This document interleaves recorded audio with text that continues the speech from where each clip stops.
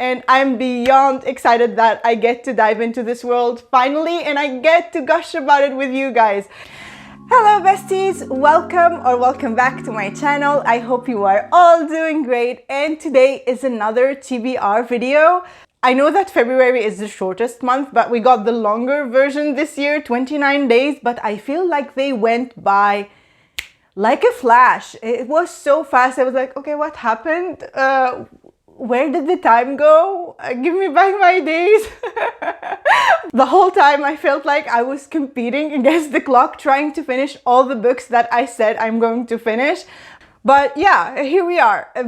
I'm filming my March TBR video, and while I'm filming this today, my Libby Holt came in with the Red Rising book, the audiobook. So I decided to start reading Red Rising this month in February.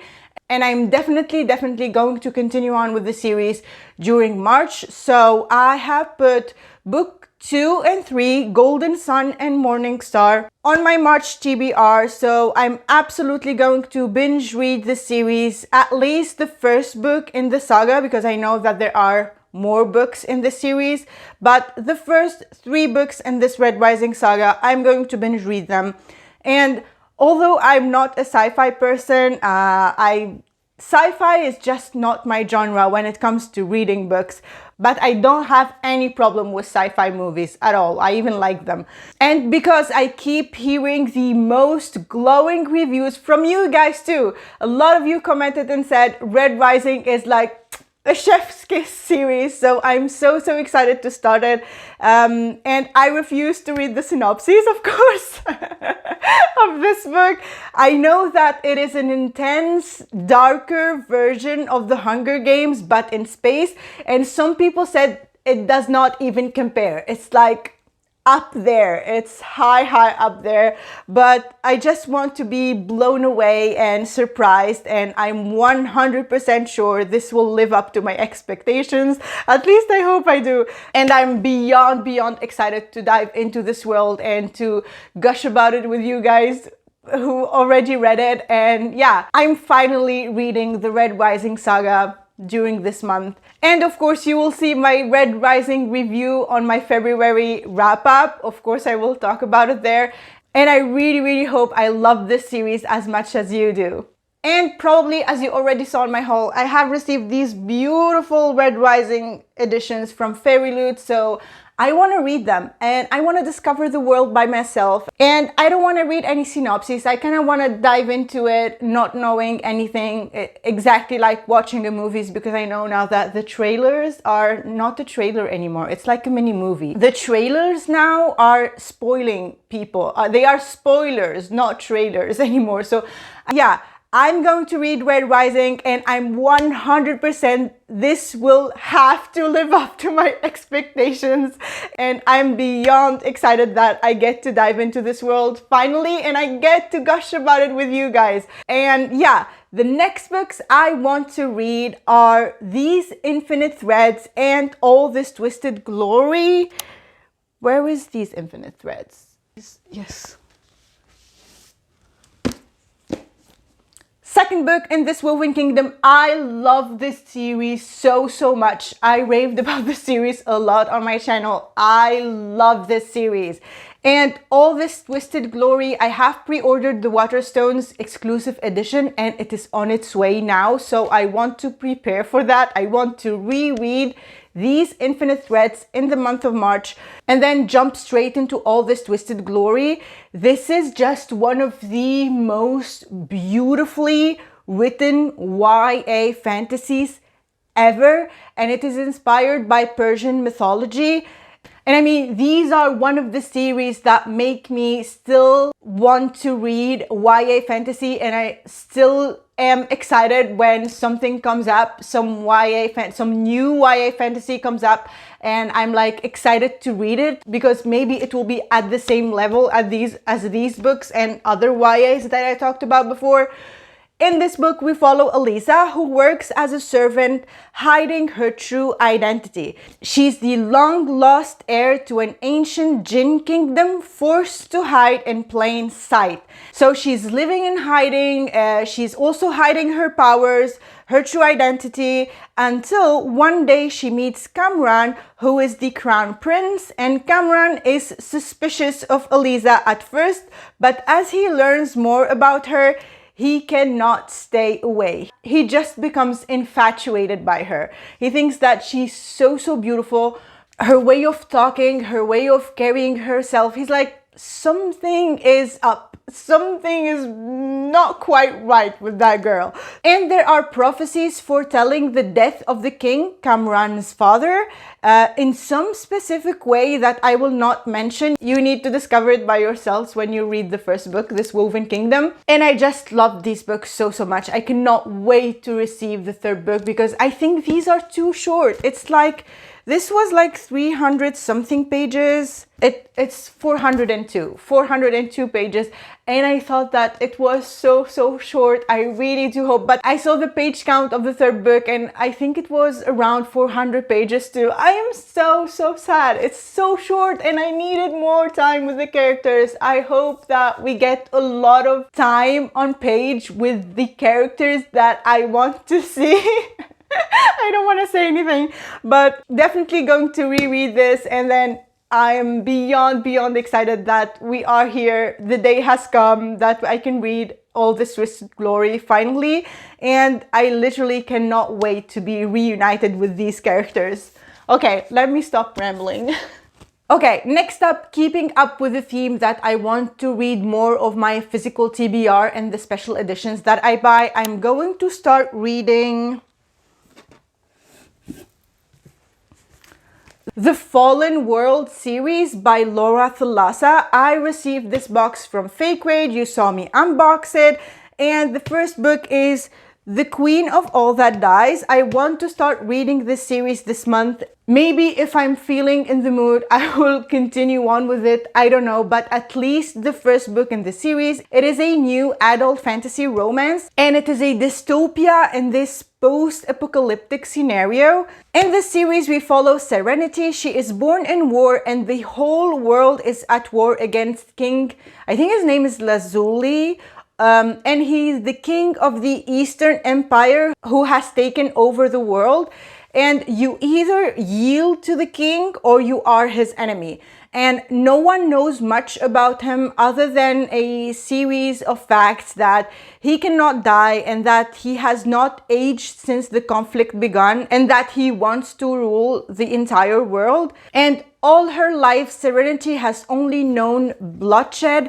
War has taken away her mother and her home, and she has become a soldier, and she's going to be the future emissary of the Western United Nations, and that is the last autonomous region of the globe. But the West is dying and the people are dying, and they finally realize that they have to surrender, that surrender is the only way to move forward. So Serenity and her father are sent to the King Lazuli's territory to begin peace talks, and the story starts when the king lays eyes on Serenity. I have heard that the series is fast-paced and very addictive, and I cannot wait to pick it up. And that's why I said that maybe I will continue on with this series. I don't know. If it is like very fast-paced and I feel like I can fly through it, I'm probably going to finish the series because, you know, I'm a binge reader. That's who I am. Next up, I'm also keeping up with my goals of 2024, reading at least one book that I received from a subscription box, and the book pick of this month is going to go to, no, this one, I think. Yes, Master of Crows by Grace Draven. This book I received in my Arcane Society October-November box. This is an adult fantasy romance. The story of this book revolves around a woman, I think her name is Martise, who strikes a bargain with her masters. They are mage priests, those masters. to gain her freedom. And what she needs to do in exchange is she needs to spy on a renegade sorcerer. The priests want Martise to expose the sorcerer's treachery and turn him over to justice. And lo and behold, she starts to fall in love, of course, with him. And that is why we are reading this, at least me, that's why I'm reading this, because it's fantasy romance. People who read this said that it is an exquisite enemies to lovers, and I'm here for it. I cannot wait to pick this up. And a plus point also because it's only a standalone. I really hope that it wraps up nicely and that I adore it because this copy is just stunning. And yeah, Master of Crows. The next book is a YA fantasy. This book I bought when it first came out, October of last year, October 2023. It is The Night Hunt by Alexandra Christo.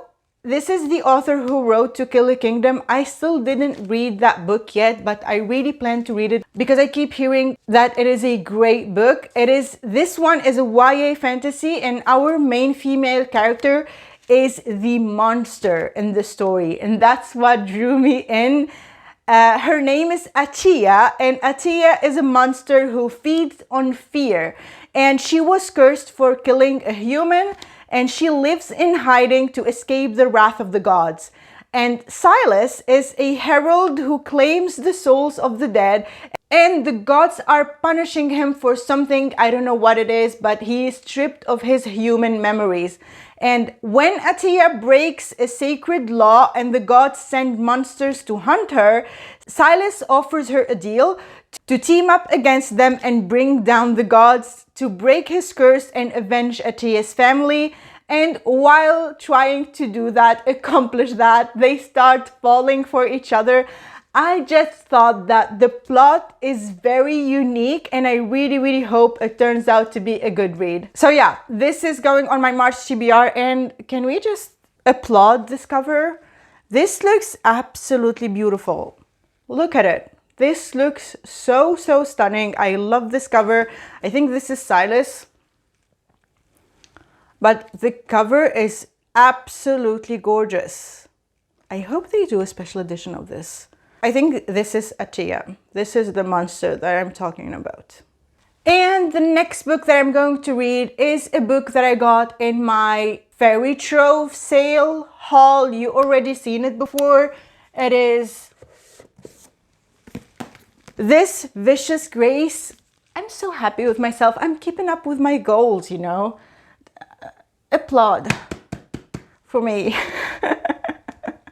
Okay, this is a YA fantasy romance, and this is a duology. And I think that the characters live in a post-apocalyptic world, and we follow Thalassa, who has a gift from the gods that enables her to magnify her partner's power, but instead she has killed every partner she has touched. That's not very convenient if you ask me. And now she doesn't have much time to find a partner before an invasion of demons devours her home. Also, things get more complicated for her when a priest tells everyone on the island that they will be saved if they take her life. So a bunch of soldiers go and try to kill her. So she ends up hiring Dante, who is a killer and an outcast, to become her bodyguard, and the story develops from there. I'm so happy that we are getting a bodyguard romance in this book, because we don't see it a lot in fantasy. I mean, in contemporary romance, yes, the bodyguard romance is a trope, but I'm so happy that we are getting this in this book, and it's a YA fantasy. And people who read this found it so immersive, and the world, they said, was so fascinating, and the romance and friendships were very well done. So I cannot wait to pick this up. Also, I have book 2 on its way to me right now. I am so happy. The special edition from Fairy Loot. So it's the perfect timing for me to binge this duology and enjoy the fandom, basically. So yeah, that was it for me today, book besties. These are all the books that I hopefully plan to read during the month of March. If you made it this far, leave me the lemon emoji and tell me what are the books that you're planning to read during next month. And if you read one of these books that I mentioned today, please let me know what you think about them. No spoilers. And if you like the video, please subscribe so you can enjoy the community of book besties. Thank you so much for watching this video again, and I will see you in the next one. Bye!